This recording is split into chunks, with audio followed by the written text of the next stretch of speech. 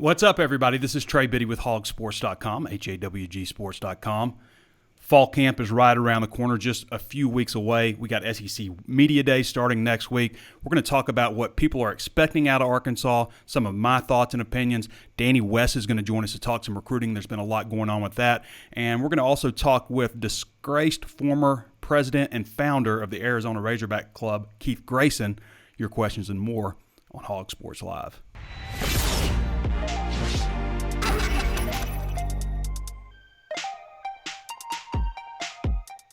Before we get started, I want to remind you there's plenty of ways to watch and listen. You can always tune in on Facebook Live. Throw us a follow if you haven't done so already.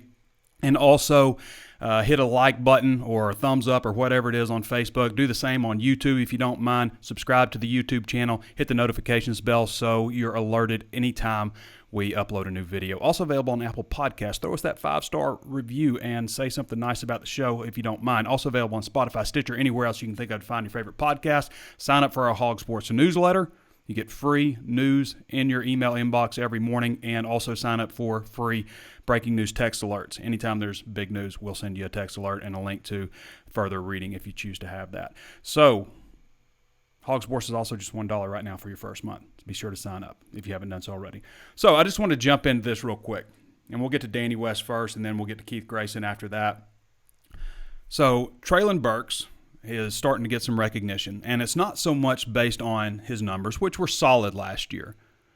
They weren't like on the level of some of these guys getting named preseason All-American, but he's making first-team All-America lists. He made his second one just the other day on Pro Football Network. Phil Steele also named him a preseason first-team All-American, but Pro Football Network has also named Treylon Burks an All-American first team. 51 receptions for 820 yards, 6.1 yards per catch, 7 touchdowns in 9 games. Really 8 1/4 games. He was knocked out of that Mississippi State game pretty early. Pro Football Focus, I believe it was Pro Football Focus, just came out also with their top 100 college football players, top 50 college football players, and there's Treylon Burks at number 32 nationally. So he's starting to get some respect. We've seen him obviously pop up on some preseason early draft boards in the first round, mock drafts, I should say. So good stuff for Treylon Burks. We're going to get to a little bit of discussion about his quarterback, KJ Jefferson, as well. But first, Jake Beckett running for U.S. Senate.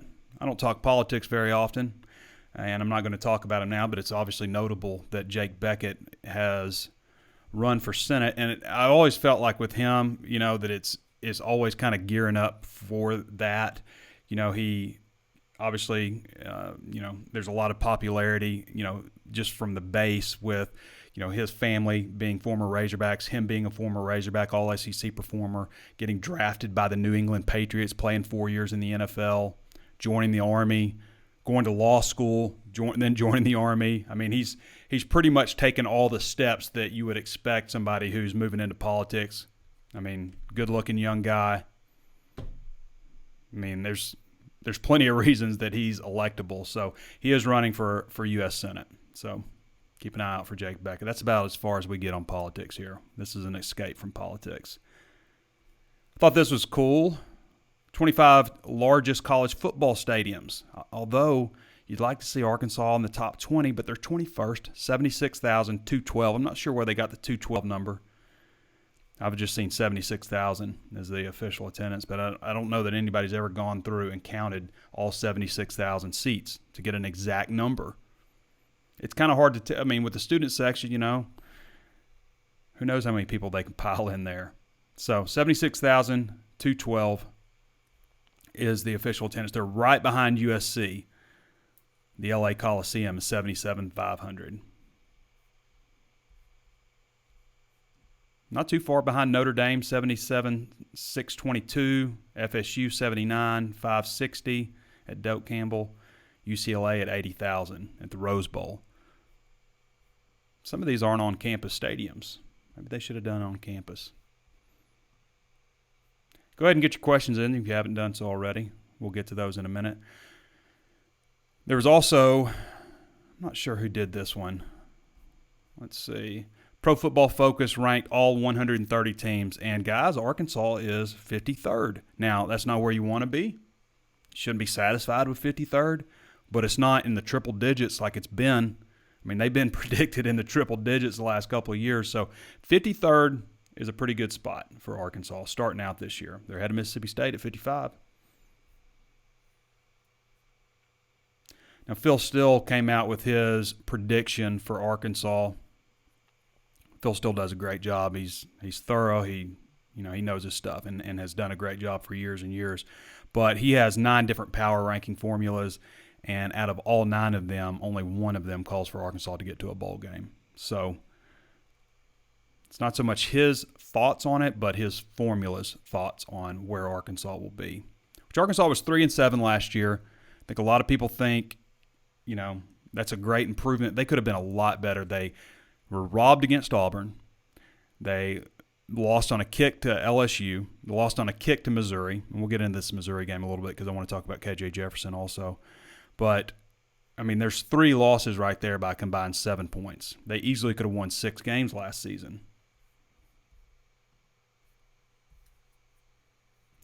One of the reasons Phil still has Arkansas struggling so much is because he also has the Arkansas with the toughest schedule in the country. This is the second or third list that has Arkansas as the toughest schedule in the country. We know last year they had the toughest schedule in the country, so it doesn't help that Arkansas is like trying to bounce back and rebuild, and you just keep throwing these schedules at them, which happens a lot. There's a lot of years where Arkansas is consensus toughest schedule in the country, and it's the same this year. It was the same last year. All right, so I want to talk about KJ Jefferson a little bit because let's just come out and say it. Not to put any more pressure on him, but I don't know how you could, but if KJ Jefferson's not any good, then Arkansas is not going to be any good. That's pretty clear to me. There's not, even if it gets to a situation where you've got to replace KJ because it's not working out mid-season, we got to make a change. There's not like some wily veteran, some guy that's just like seasoned and experienced and, modestly talented at least, who's just kind of been passed over, who's just waiting there, like Kyle Trask was at Florida. If Arkansas has to go a different direction, the different direction would be Malik Hornsby, who's a guy with a lot of talent.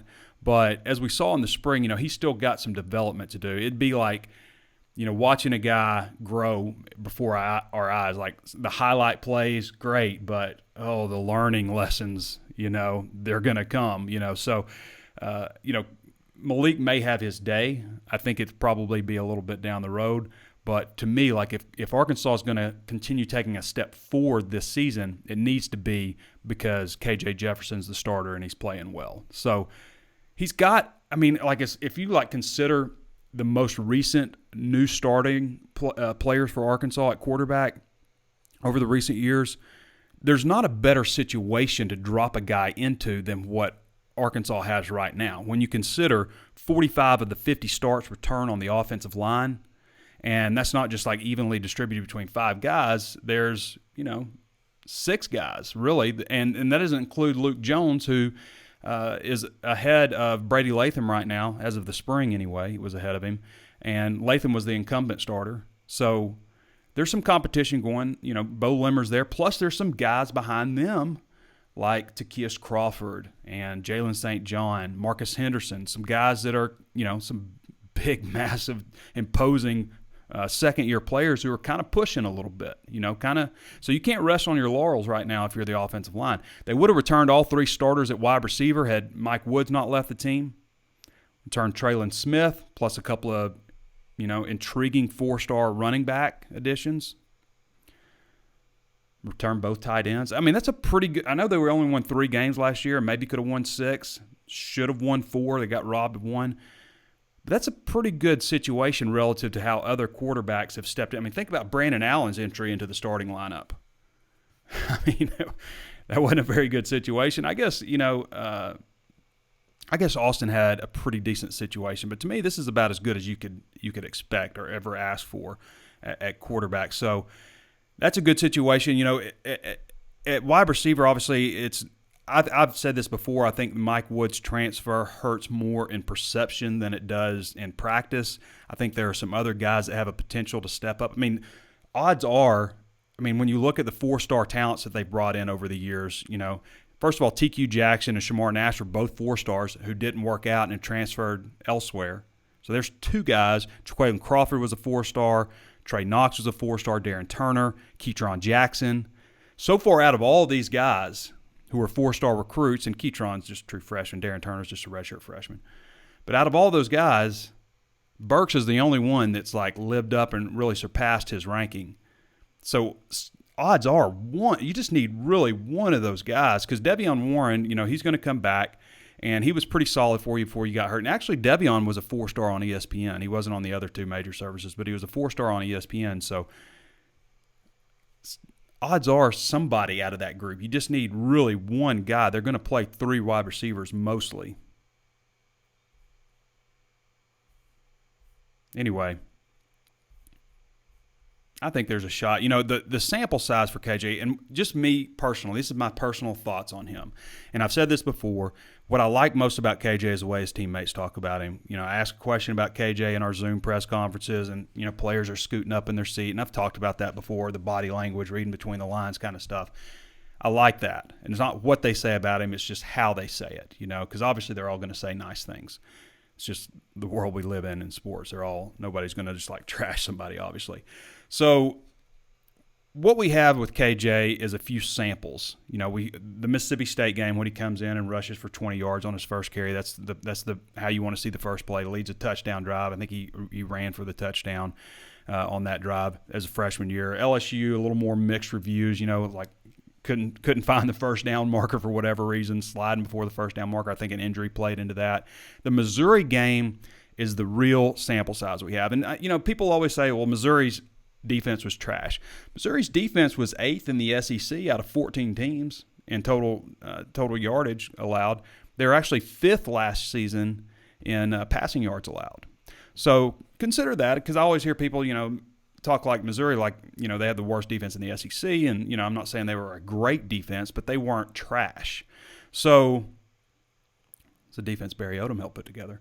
So KJ was 18 of 33 passing in this game, 54.5% for 274 yards, 3 touchdowns, 13 carries for 32 yards and another touchdown. Counted for 4 touchdowns. Arkansas lost this game, but this is what was not on KJ. So they go into the game they go into the fourth quarter with a 10-point lead in this one. All right, 10-point lead. He leads 2 touchdown drives and includes, on top of it, with 4:04 left, this is Arkansas's last possession of the game. With 4:04 left,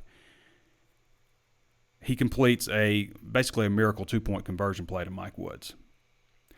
So that is 25 points that Missouri has to overcome in the fourth quarter. And they do. They get 27 points, don't they? 32-yard field goal with, as time expired. So they took a 4:04 final drive. So Arkansas never touched the ball. So you can't really put this loss on KJ Jefferson.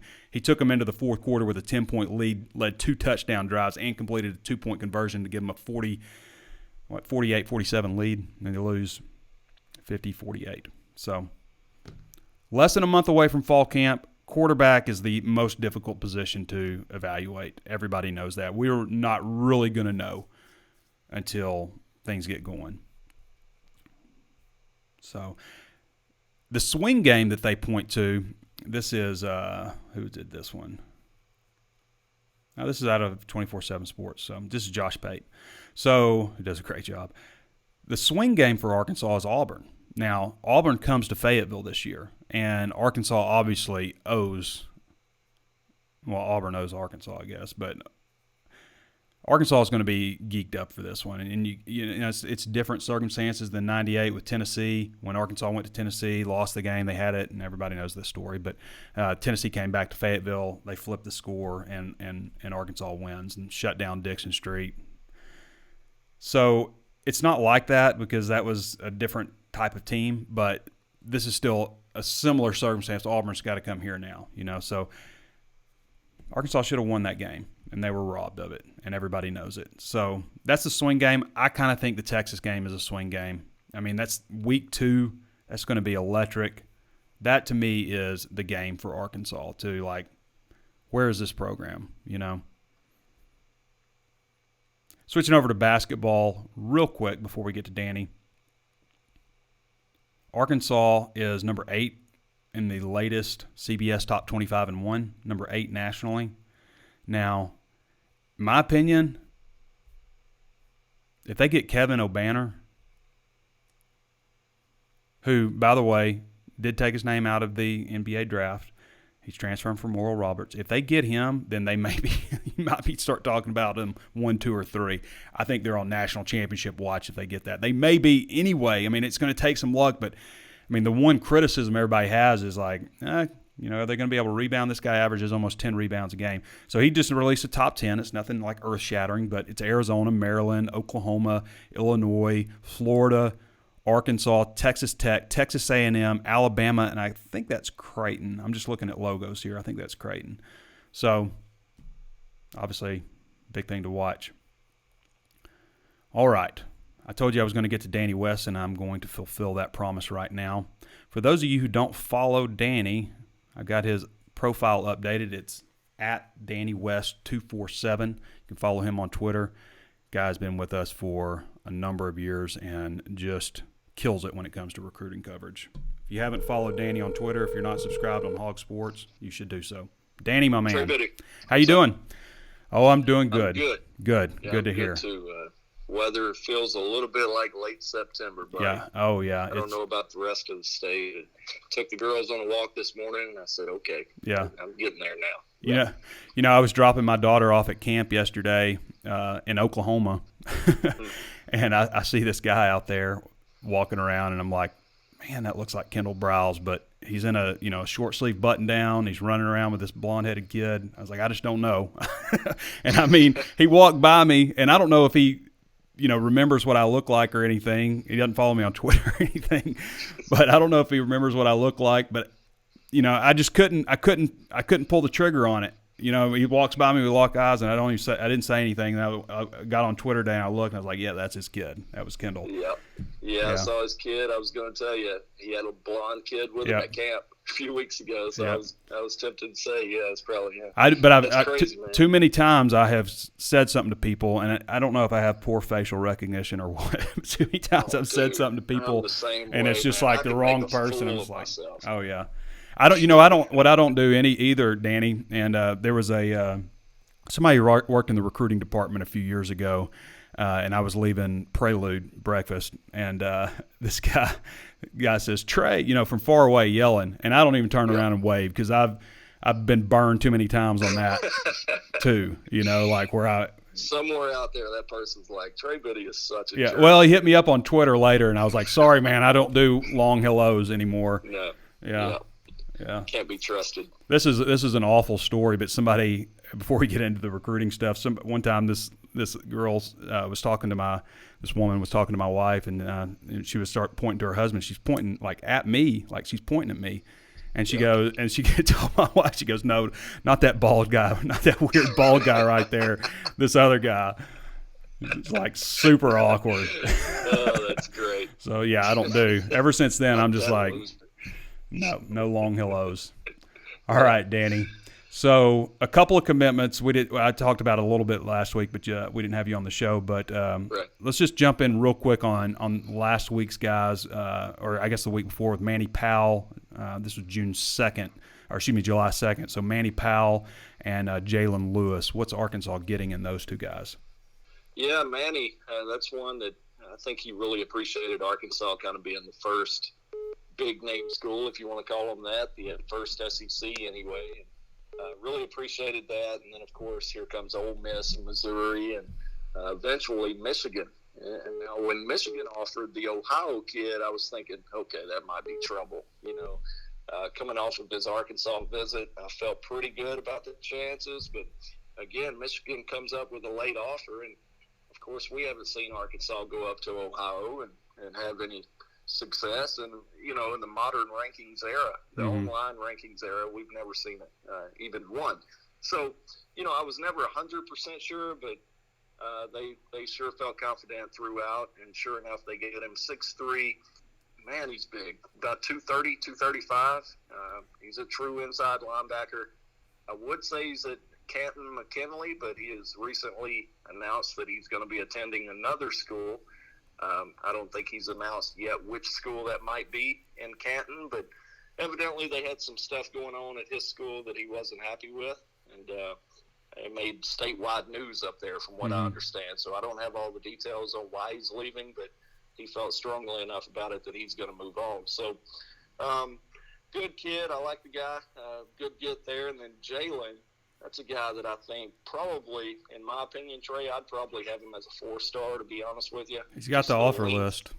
Yeah, he's got the offers. He's got the ball skills.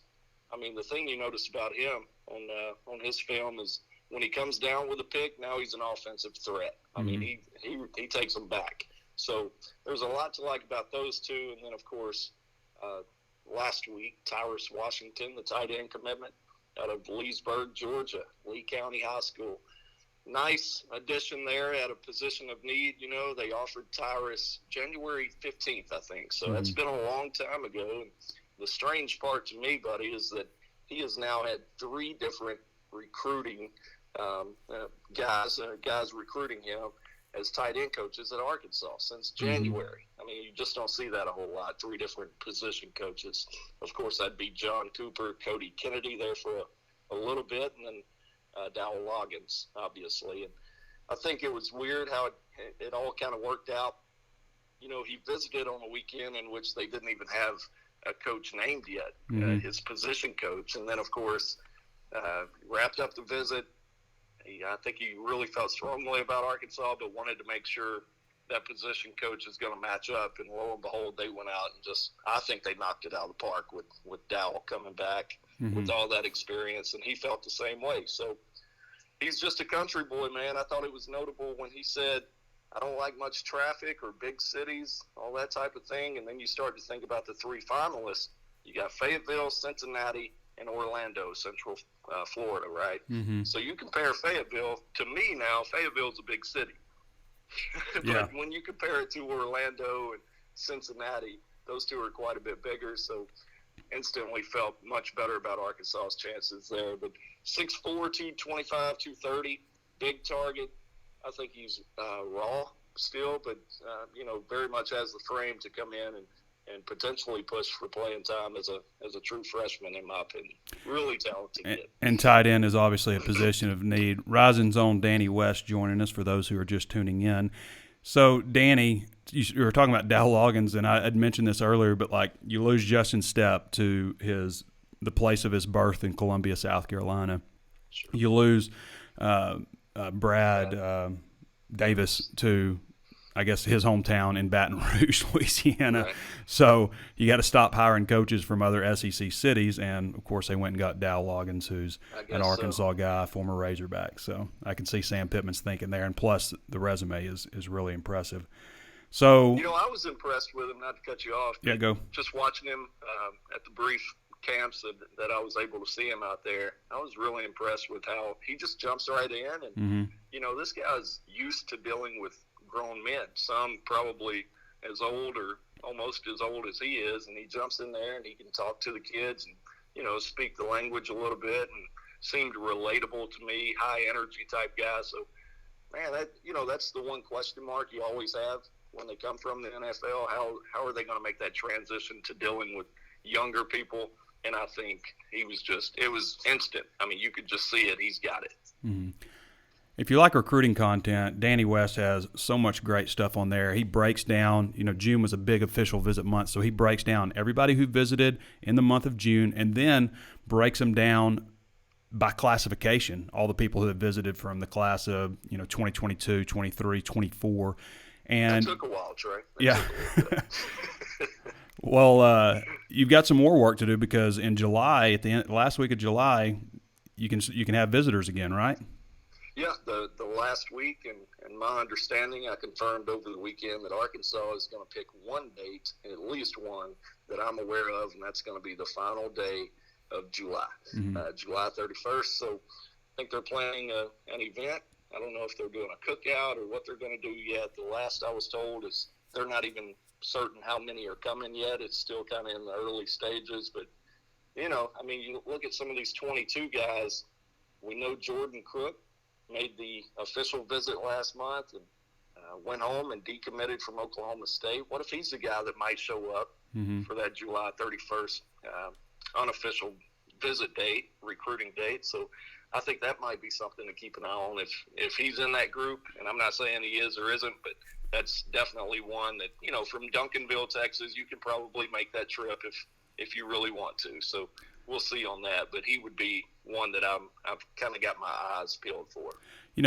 Pittman has done a great job in Georgia, and the coaches on his staff and everything. And there've been, some quality gets out of that state. But you mentioned Duncanville, Texas, and Arkansas doesn't have anybody committed right now from the state of Texas, and that's got to change. I mean, it's great that they're gone up to Detroit and Wisconsin and Ohio and have this great presence in Georgia because there's some studs out of that state too. But don't you agree that that was one of the problems we had with Brett and something that we criticized him heavily for when Chad Morris took over? There were 8 scholarship players from the state of Texas on the roster, and that just can't happen, right?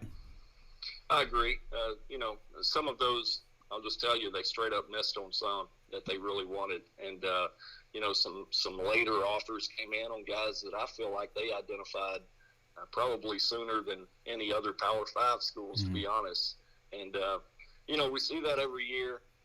You get on a kid really early, and all of a sudden it's almost too early sometimes, right? Yeah. Because you wake everybody else up around you, and Oklahoma comes in, and the Aggies feel like they've got to offer now. And, it's a snowball effect that can bite you sometimes. And I think we've seen that quite a bit with the 22 class in Texas.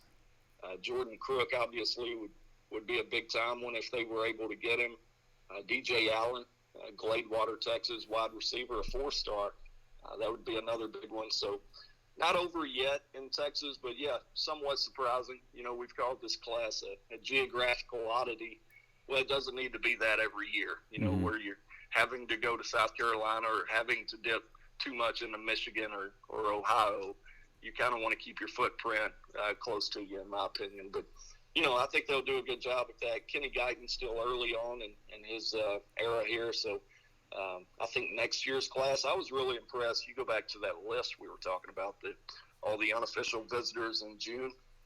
So many of those guys were 23s and 24s that Kenny Guyton brought in. So with Kendall's connections in Texas and what Guyton is doing at the wide receiver group for the future, I think you'll see an uptick at some point. I'm gonna make a phenomenal point here, Danny, and then we're gonna get you out. But Sam Pittman's reputation precedes him in the state of Georgia, and I think that's obviously one reason that he's had continued success there. For Chad, his reputation preceded him in the state of Texas, and so obviously he had a lot of natural success there. And I think for both of those guys, it would have benefited Chad to have some success at Arkansas to get out into other areas, and for Sam, when he starts having success at Arkansas, it's going to benefit him in Texas because he doesn't have that same background reputation that he had developed in the state of Georgia. I'll tell you what, we heard Brett Bielema at one point say you got to have an accent down in Texas. Well, Sam Pittman's got the accent, so I think he'll be okay. Yeah, and Brett kind of just abandoned the state. They quit hiring coaches with any kind of connection to the state of Texas. I mean, and they did make a big push there and ended up with, I think, Cole Hedlund, one player out of the state of Texas that one year when they had that whole campaign of Tex Hogs and posters with Jerry Jones and Jonathan Williams and every Texas player that ever had any success, and they got Hedlund. Yeah. Just shanked it. Yeah, just shanked it. All right, man. Probably the greatest walk and talk moment that I can think of. Just shanked it. That was old school. That was before the walk and talk was the walk and talk. That's right. All right, Danny. Appreciate you, brother. You bet. We'll see you. All right. Again, for those who don't follow Danny West, he does a fantastic job. You can sign up at HawgSports.com, read his content, which is mostly VIP, at HAWGsports.com. All right. I'm going to go directly to Keith Grayson. Keith has been with us for a number of years. Hey, Trey. Hey, Keith. How's your wine tasting going? It's good. I'm just sitting here with my bride-to-be overlooking my favorite place in the world is Paso Robles, California. Mm-hmm. And I'm at a winery called Eberly, which is apparently some foreign language for small boar, and they're little Razorbacks all over the vineyard. That's fitting. Well, first and of all, then, congratulations. called to rudely interrupt my my event, Well, vacation. Well, I notified you last week. I tried to get you on. I think you were maybe also on vacation then. So you do a lot of vacationing, so it's hard not to interrupt you. But our listeners, I think, enjoy hearing your takes and stuff. For those who aren't familiar with Keith, he's been a member of HawgSports.com for a long, long time, as long as I can remember, and is somewhat polarizing at times, but always informative and usually pretty funny. So he's a fun guy to have on. And I just kind of wanted to jump in with you on – oops, I got the wrong graphic up. There we go. I just wanted to jump in with you on we're just a few weeks away from the start of fall camp. We got SEC Media Days coming up. What's your thoughts on all that? Are you ready for football season? It took me the come down from baseball was pretty hard and fast, and we had a wild ride in basketball too, and so it kind of took a focus off the off season, as we would normally be like this thing rolls year round, but this year's felt a little different in that regard, and so I'm officially if I'm rocking the Woo Pig, with the Wu-Tang Woo shirt out in California right now, it's football season. Mm-hmm. So I'm pumped about it now. I think my focus is kind of like turned to the newcomers and who's going to step up. Got my season tickets. I'm first time season ticket holder since 2011. I probably would have. Dude, you took a break at the right time. You missed the you missed the right 10 years for sure. I'm also out of state. I'm kind of a front runner a little bit, but not really. I'm diehard like everybody that's listening to this podcast. So like, I'm out of state, so it's hard for me to get back. So they gotta be doing something. I turned 40 on September 10th, and so as an early 40th birthday present, I got 4 season tickets. I'm gonna definitely make the Texas game. Is gonna be a wild party for me and all my friends. You're invited as well. And then the remaining tickets, as I do with every time I buy season tickets, will be used as a bounty for anybody that can supply a picture licking your head. I'll give them some tickets. Yeah. Well, I'll also supply a picture of someone with a black eye for whoever does that. We'll see if it's worth it. Buyer beware. Buyer beware. Yeah. All right. Keith Grayson joining us again. Razorback fan. Keith does a lot of different things. He's got his hand in a lot of different cookie jars, I guess. With he's in real estate. You're, I think, trying to expand out to Northwest Arkansas. You're in you're high school football. You still doing high school football coaching, Keith? You dedicated or junior high? Or where are you right now with that? It seems like you got a different defensive coordinator position or trying to get a head coaching job. Where are you? I interviewed as a head coach. I had a mutual disagreement with my last head coach. I'm just so type A, man. Like, I think things need to be a certain way. Right. And especially defensively, I have strong opinions on how things should be conducted and called. And anyway, so I'm a free agent. So my high school coaching career has kind of been with one of my great friends out in Arizona, and so I kind of ride his coattails a little bit. So once he gets his head coaching job solidified, then I'll be his DC from here on out. So that's kind of, we've been kind of working for other people, and it's just we want things run a certain way, and it's all in. I mean, that's the thing. Like, if you're in high school coaching, you have to live it, and like, you have to, it's not a part-time thing. And so I think we get linked up with some people with some different, whether it's a coach that's trying to promote their own career or something. That's kind of been the last 2 stops we've had, where it's like, yo, we're here, we want to be at a school for like 15 years, it's like to win championships, and it's not on the same page with everybody else. It's kind of a, we're with younger coaches that are more into like promoting themselves on social media and stuff. So I talked a little bit about Arkansas's offense and just some things that I expect out of them, and talking about KJ Jefferson. And I was wondering if you wanted to chime in on what you think this Razorback defense can be this year, based on what you've seen from the spring and what you know of Barry Odom and things like that. It looks like they're gonna implement way more multiple things on defense. Bringing even and odd fronts, both of them, and 3 safety looks. And it's going to be week to week. They're not going to run that against Georgia Southern. Probably run like a bear front against Georgia Southern. But it's going to vary from week to week. But they said last year they didn't blitz as much because they couldn't rely on any of the defensive backs and man coverage, which I don't think that's going to be an excuse this year. I think that's our strength of our team is our secondary, and they need to lean on that. And hopefully with the new defensive line coach, we can get some techniques taught to where we get a little more pressure on the quarterback without blitzing when we don't have to. And then, we got to send some guys off the edge a little bit. So I don't know if Grant Morgan and Bubba Poole are, the best inside blitzers that you want. They're more run stopping guys, but we got some speed off the edge that we can send some dudes and maybe do some different things there. So I think we're going to see a little bit more pressure this year, hopefully. Yeah, hope so too. And I think you're right. We can expect to see a lot more four-man fronts than we saw last year, but mixed up, obviously, week to week. But I think that they've got a lot more strength on the defensive line. It'd be interesting to see what the new coaches contribute also. All right, there's Keith. So many returning starters, man. I mean, how do you not how are you gonna predict anything less than 6 or 7 wins this year as just a starting point, and then as the season advances, I think we're gonna every year Arkansas is gonna be the underdog, but for whatever reason, I think there's too many people overlooking this team this year, and I think.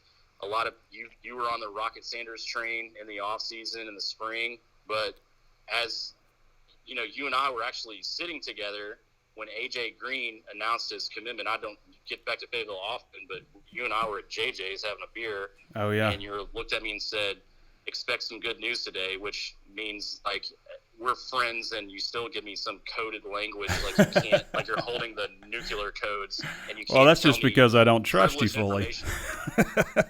Nor should you, but AJ Green, that kid is way bigger and way more stout than I thought he was going to be. He's pretty twitched up. Photos coming out of him training, that dude, and I made the comparison early on, Steve Slayton clone, that guy. Hopefully, if you've always said this as long as you've been covering the team, is if they're a freshman running back, they're going to get carries if they have talent. And so I think that's a position of need that, I love Traylon Smith, but he's a little slight, and I don't know if he's going to avoid injuries and make it through the whole season. And we got to have somebody step up, and AJ Green is probably going to shock some people if he can get this thing down. I think he's got a shot. All right, Keith. Well, I appreciate your insight, and I appreciate you joining the show. I don't want to steal any more time away from your wine tasting. You guys, you sent me a picture. You look like you're having fun. So if you have anything else to add, now's the time to do it. I'm here also to announce that I'm going to be I'm going to lead you down the path to run for state senate. Me? I think I think you have what it takes. Integrity. You have Razorback, whatever that is. That's a political statement now, apparently. And I think we can make a political ad that borderlines a Saturday Night Live skit and get some votes. Okay. Let's do it, Trey. I can be your advisor. That's something that I've never thought about before, but I don't know. I don't know what side of the aisle Jake Beckett is running. But there's money in it. If you get to Senate, you can do insider trading. It's legal. Oh yeah, that's right. I don't know if a lot of people know that. There's money in being a politician. So that's what it seems like. Anyway. Well, hey man, congratulations on your upcoming 40th birthday, and of course on your engagement. I think you knocked it out of the park there in my brief time meeting her. So appreciate you coming on. Soon. We'll see y'all soon. I'm excited to get back, and this football season cannot start fast enough to for a lot of reasons. I'm stoked to get back home, and got some stuff. I'm gonna be back a lot more in Arkansas. We got some stuff coming up. So awesome. I'll hit you up later, and woo damn pig. All right, brother. Later, man. All right, later. All right, everybody. That's Keith Grayson. Once again, Keith been with us for a long time at HawgSports, and we certainly appreciate his contributions. So we've talked recruiting. We've talked Razorback offensive and defensive football. What else? I mean, I don't want to sit here and go over my 2008 and my 2019, 2020 recruiting class reviews. I did that on drive time, but I will say 19 and 20. So I did 16, 17, 18, 19, and 20, and I got to say those first 3 years were pretty rough. There were some good players here and there, but those classes did not live up to their recruiting rankings. 18 probably did most of all just because it was 45th nationally, but there were actually some good players in that. There was a transition class between Bielema and Morris. 2019 class was really good. And that's one thing that I've always given Chad Morris credit and his coaching staff is the job that they did recruiting in 2019. I mean, that class is up and down Arkansas's depth chart. 2020 class, not as many guys, like a lot of guys, second team. I think there's probably 11 guys that are on the second team or battling for second team spot right now. They've only been there for a year, embarking on their second year coming up. So overall, 2020 is off to a pretty good start. I think there's some guys like Miles Slusher we could see end up starting by the end of the year. So we didn't talk much about NIL stuff last week. That was on purpose. I just don't find it terribly interesting. I think the dust will settle on this kind of stuff. I think we see like a lot of companies coming out, like Miami. Everybody at Miami's getting like $6,000 from this one company. Wright's Barbecue has endorsed, or I guess the offensive line. The entire offensive line is sponsoring Wright's Barbecue. We saw obviously with Trey Knox and PetSmart. There's some other stuff I'm told that's going to come down the pipe this week. But I really think after a while, and the big story is the gymnast from LSU. But I think as we progress, as people start figuring things out and like, are we seeing a financial benefit from sponsoring, this athlete over, somebody, or nobody? Are we seeing a financial benefit? I just think like, as time goes on, next couple years, we're going to see the dust settle a little bit on some of this, as far as like everybody getting a piece of the pie. And, I think it'll start being limited a little bit more to, certain elite type players. That's just kind of my thoughts on it. But for now, enjoy it because I think everybody's kind of got a little bit of an opportunity. Okay, let's get to your questions now. Before we do that, one more time, got to remind you there's plenty of ways to watch and listen. You can always tune in on Facebook Live. Throw us a thumbs up if you haven't done so already. Also available on YouTube. Throw us a thumbs up there or a like or whatever it's called. Just don't throw us a thumbs down unless you really, really hate us. And throw us a 5-star review on Apple Podcasts. We'd love to have that. Let other people know what to expect. Also interact with the video. Share it with somebody you think might like it. If you think your dad or your grandpa or somebody else maybe doesn't know how to access all this stuff, send them a link. Send them a link to their phone or something or their computer or however they choose to get their information, and hopefully they can join in too. Also available on Spotify, Stitcher, anywhere else you can think of to find your favorite podcast. HawgSports, just $1 right now for your first month. HawgSports.com. No promo code or anything. And if you like this service, after a month, you decide you want to keep it, and you're going to want to because fall camp is coming up, and you're going to want our content for blowout coverage of fall camp. So when you decide, you get to that point, should I pay regular price? Should I keep the service? Just know that you also get CBS All Access. It's now called Paramount Plus.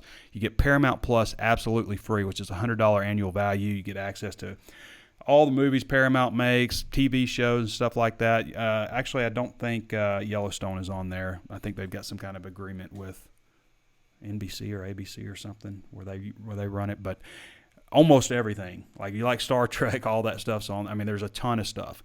So be sure to sign up, and you're going to want to keep it after a month when you get your dollar deal runs out. All right. Now we get to your questions. Question time. A lot of Woo Pigs coming in from Emory Hall and MP Rich. Shafrita Strickland. Woo Pig Suey from Warren, number 16. Claire Bailey says Woo Pig Suey from Phoenix. A lot of Woo Pig Sueys. Hope, Arkansas, Josh Smith. Ethan Roberts says, love the show, Trey. Quick question. What's your opinion on most polls favoring both Mississippi schools over the Hogs? I don't see that, but Woo Pig Suey. Well, they got to go to Oxford, and that's going to be tough. And Mississippi State comes to Fayetteville, and that's going to be tough on Mississippi State. I think Arkansas has a very legitimate shot at winning their home games in Fayetteville, all three of them. It's Missouri, Mississippi State, and Auburn. Okay, the trick is to going from like having a 6-win type of season is to also get Texas there to steal one on the road, whether it's LSU, I mean, it's not going to be Alabama or Ole Miss, or to get that game finally in Arlington. They're not going to take all those, maybe get upset at home, if you call it an upset. But there's some opportunities there on this schedule. So I think it was very key that they got that. I love Little Rock. I'm a Central Arkansas guy originally. I've been in Fayetteville, I guess, half my life, but they had to get that game out of Little Rock. It's a competitive disadvantage, in my opinion, to not have your own locker room, staying in your own area and having to make that travel. I mean, it's tough for me to say that because I've always been a fan of Little Rock games, but I really believe that it was important to get that game back up here, especially when you play the game the same season in Arlington. Because if you don't do that, then that's 2 SEC games you get in Fayetteville, and that's just nobody does that. Nobody in the SEC is doing that, and there's a reason they're not doing that. Ryan Horn says, what do you think is the best position group? I'm thinking offensive line. The best position group, I think safeties is up there. I think defensive line might have a chance. They're definitely not proven. That's more of a projection on my end. But I think with the guys they got coming in, new defensive line coach, I think it could be defensive line. They get Dorian Gerald to stay healthy. I think Zach Williams looks fantastic right now. Defensive line, safeties. I mean, offensive line should be. I still think that they'll run into some problems against some of the monster defensive lines they'll face out there on occasion. Not every week, but I mean, they're always going to face a good one in the SEC. But what else? I would have said maybe wide receiver before Woods left. Now there's a little bit of an unknown there. My thoughts. Robert Hampton says, when and where can I get 2 tickets to the Texas game? I think individual tickets probably be a few weeks. Jeremy Dick says, where do we stand with the kid from ORU? Top 10 right now. Nate Davis says, Woo Pig from the Naval Base in San Diego. I think we're going bowling this year and slowly but surely finding ourselves again. Adrian Lim says, thank you, Trey. Do we have a solid definite number 2 running back? I would say maybe Dominic Johnson. So you got Traylon Smith, obviously, and technically the guy behind him would probably be Josh Oglesby. You got TJ Hammonds, but they're all, kind of 190 or below running backs, kind of all similar, versus Dominic Johnson goes about 240. So he provides a bit of a change of pace if you wanted to go that direction of a change of pace. I really think those freshmen, as we were talking about, Rocket Sanders, A.J. Green, are guys that are going to eventually talk about a little bit more towards midseason, guys that start bumping up that depth chart. Ryan Horn says, thank you for your service. Well, we appreciate you, man. And if you want to sign up for the service, then go to HAWGsports.com or just enjoy the free content. We got plenty of free content. You can go there and check that out as well. But if you want the inside, well-researched, what's going to happen type of stuff, then you need the VIP pass. Jeremy Dick says, and if you like this show, I mean, I don't do this show because we make a lot of money on the show. I do the show to get the message of the VIP service out there. So if you like the show, you want to support the show, then that's the way to do that also. Jeremy Dick says, I know we're in his top 10, but keep seeing things saying Texas Tech is his crystal ball. I mean, I could see that. I mean, there's some good programs that are after him. We'll see. Nate Davis says, KJ has some wheels. I'm excited to see him ball out this year. I think for sure he'll be our guy. I'm interested to see, KJ is kind of a long strider, so defenders have a tendency to take bad angles against guys like that. I'm not saying he's as fast as Matt Jones, but Matt Jones is a prime example of a long strider, and everybody took a bad angle on him. I think that KJ is his build. He's super stout. I mean, he's 240 pounds, and his base. I mean, he's I just think of guys trying to pull him down, get him wrapped around the ankles, trying to pull him down. He's going to buy some extra time for himself and probably make a play. So I think that'll be a benefit, being mobile, being able to buy some time. I think it'll be a bull in short yardage for him too. Thing with KJ, he's got, he had to correct his throwing motion, so every once in a while you'll just see a heater, nose down heater over the middle, or, he might sail one to the flats. It's happening less and less in practice that I've noticed since he reworked his throwing motion. Just add a little more whipping action, but he's got a really strong arm. And I thought in the spring, to start the spring, he was overthrowing everybody on the deep balls. I thought, as we saw at the red-white game, I thought he was a little more on with that, with the deep ball. And we saw him, hit that deep ball to Traylon Burks in the Missouri game to kind of get him going. So we'll see. Josh Camden says, hey, Trey, touch on special teams and let us know where we are right now. Appreciate all you do. Love keeping up. Go Hogs. Well, special teams is still a concern, and, if they're good on special teams, it's going to make a difference in some games. If they're not, then, it'll make the difference the wrong way in some games. I don't know that they have an established punter, an established kicker. I don't know who they're going to for sure go to in the return game. But they were able to do a lot more work on special teams just because they had 10 players back from last year on scholarship who otherwise would have been gone. They had 13 total early enrollees. So they spent, usually it's just like field goal and punt, and that's it. But they worked on every single aspect of special teams, and I think part of the reason is obviously they have all those players back and coming in early, but also special teams just kind of sucked last year, and so you work a little extra on special teams. So hopefully that pays off. But they've got to figure out kicker, punter, return guys, and I'm not sure who they would use right now. Keith Washington says KJ Pats and holds the ball too long. He has to get the ball out a little faster and he will be fine, but that's what I've observed last year. Yeah, well, I would say Felipe really did that, to his detriment. Now, Felipe was also set an all-time record at the University of Arkansas for completion percentage. Didn't throw a lot of interceptions either, and a lot of that is because he holds the ball long, and sometimes it resulted in a sack instead of, a poorly thrown pass. So hopefully he doesn't hold as long as he did it sometimes, but there are some benefits to holding the ball and just taking the sack, I guess. We'll see. KJ is more mobile. Even though Felipe did a 4.55, I've always viewed Felipe as more like a 200-meter runner or 400-meter guy. KJ's, gets up to speed a little bit faster. He's not like a burner like Malik Hornsby is. Malik Hornsby can fly, but KJ is certainly mobile enough. Marquise Martin says, Trey, are you familiar with Caden Green? He's a 4 or 5-star out of at least some Missouri. If so, is Arkansas recruiting him because he has Arkansas ties? I have so my last look on the Big Red board, I do not remember that name that Danny puts together. The Big Red board for offense and defense, just kind of outlining where Arkansas stands with various prospects, hot or cold, trending up or down, all that kind of stuff. Puts a little notes, but I don't remember his name on that. Aaron Anderson says, if Arkansas can pull off the win against Texas, there will be a lot of people talking about Arkansas. Yep, they will. It'd be a big win. They'd definitely be on SportsCenter, wouldn't they? Decoded. Sorry, I'm not sure how to say this one. I don't want to just oh, you're just spamming. No wonder. Gotcha. So this guy's just spamming us one after another. I'm going to block you. All right. Ridiculous.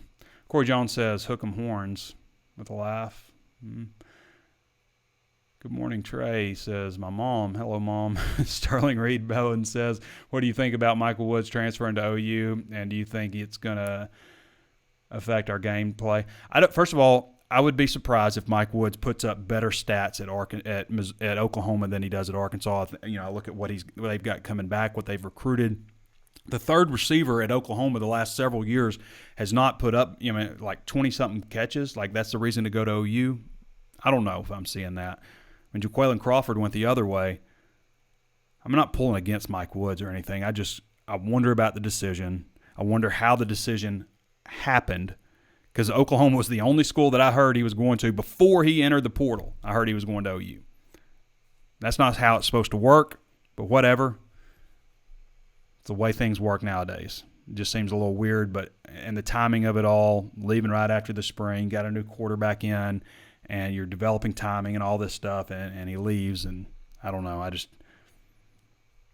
I think it hurts more in perception. I think Mike's a good player. I think he would have helped Arkansas a lot, but I think that they've recruited it well enough that somebody should emerge in that wide receiver group. So I think it hurts more in perception, like, what's wrong with Arkansas? Is it KJ? Is it Pittman? Is it Bryles? Why would you leave your senior year? So anyway, I don't think it's going to make a big hill of beans in his production.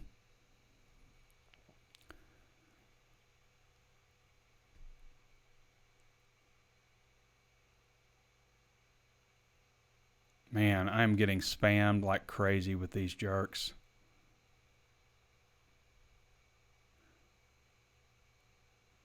NIL, Chris Carter says, "What the hell? I'll vote for you." I don't know about. I've never thought about like running for politics. I don't know if that's in the cards for me. NIL is a legal way for alumni to pay players. I mean, pretty much, yeah. I mean, like if you own a business, you're an alumni, you can do whatever you want, as long as it's in theory fair market value. If Arkansas can get O'Banner, what do you think will be ranked? I would think 1, 2, or 3. I think they're on national championship watch anyway. Like, I mean, it's obviously out a long shot, but I don't think it's out of the realm of possibility with what they have coming together. I mean, I really do. It sounds crazy to say it, but I think that they're right there. And if they get this kid, young man, I mean, he's an adult, he's a senior, I guess, but I mean, what else? I don't know. Like somebody asked last week if I could put it together starting 5. I cannot. I can't do it. Scott Alexander says, in my opinion, one component of compensation for players is the distraction that may take place for player. It's definitely like you got to start thinking about marketing yourself. How can I capitalize on my money? Yeah, you're going to take away some time there. Dante Buckner looked good in the red-white game. You think he'll get any meaningful playing time? At running back, I don't know. I don't think so. Maybe I think he'll help him on special teams, though. Rocky Carter says, Woo Pig Suey from Mississippi. Isaac Riley says, Woo Pig Suey can't wait for football season to start. And already starting for more Razorback basketball and baseball. Tyler Tober says, realistically, how much do you expect the offense and defense to improve? The offense is still a bit of a mystery to me because you're going from Felipe Franks to KJ Jefferson, and you don't totally know. I think the defense is going to be better. I think you return a lot of experience. Now, there's always a trick of staying healthy. You know, is Hayden Henry and Levi Draper, are they going to stay healthy all season? If they do, then, hey, you might be okay at linebacker. You might have enough depth there. I think that they've really improved their situation on the defensive line, going from what I thought was a little thin and inexperienced on the interior to, okay, Utsey, sure, Ridgeway, all right, bring those guys in. And you got, Trey Alexander added on the defensive end group to a group that I already thought was solid that for some reason just can't get to the quarterback. I mean, they can't get to the quarterback. It looks like a good group. There are a lot of highly regarded guys there. You know, and you also have Eric Gregory who can, kind of go both ways, inside or outside. And a lot of depend if they go 3-man front or 4-man front. So, yeah, I think they have a shot. I think safety is pretty loaded up. Cornerback, Monteric Brown, I think, is a guy with potential to play on the next level. Maybe towards the end of the draft, but I think he's got potential there. And then, we'll see on the other side. Hudson Clark went wire to wire in the spring as a starter. He's starting to got some experience. I think there's some other guys that might push him a little bit. So we'll see. Caden Green is an offensive lineman. Yes, I know that. You mentioned that. I think you mentioned that in your other post. Did I indicate otherwise, Marquise? Willis Hunter says, Woo Pig Suey from the Golden Isles of Georgia. Go Hogs. Brandon Will Williams says, what is the chance Arkansas getting the receiver out of El Dorado? Too early to say, but ECU Choirs. Stephen Walker says, Hogs beat T-Sippers. That is all. Texoma Hog. All right, everybody, we're going to leave it at that. We've gone an hour, I guess, pretty close to it. 59 minutes. All right, if you haven't signed up at HawgSports, go ahead and do so. If you haven't signed up for our newsletter, you want to get that. I mean, it's free Razorback content delivered to your email inbox. You can cancel it at any time, but, I mean, we're going to put 75% of the articles that are going to be in there are going to be free stories. We might throw in a VIP clearly labeled, but if you want to keep up every morning with the Razorbacks, know what's happening before your friends do, sign up for the newsletter. And, of course, breaking news text alerts. Sometimes we don't even send those for a couple of days or a week. It may be nothing, but a commitment happens, you're going to want the breaking news text alert. It'll provide a link also to provide, what happened and a link, to the article. So you get the breaking news text alert. We'll do that for anything like scheduling news or anything that's big. We don't just send stuff out on those. There's no reason not to have breaking news text alerts. It's not like you're just going to get hammered with articles and news. You're going to get, a couple of alerts a week maybe, or maybe none. So it's a good thing to have. And you just go to the top right of the page at HawgSports.com and sign up for that. All right, everybody. Thank you to Danny West for joining us. Appreciate Keith Grayson for chiming in and contributing. And I appreciate all you guys for watching. We wouldn't be able to do this show or have the website without you members or you people taking our free content in, and we don't forget that. So thank you to all of you, and I appreciate the questions. And we'll be back with you guys next week. Be gearing up for SEC Media Days, and we'll also do probably a walk and talk from Hoover, Alabama, after Arkansas finishes the day at the end of SEC Media Days. All right, everybody. Appreciate you for joining us. This has been Trey Beatty with HawgSports.com, and we'll catch you next time.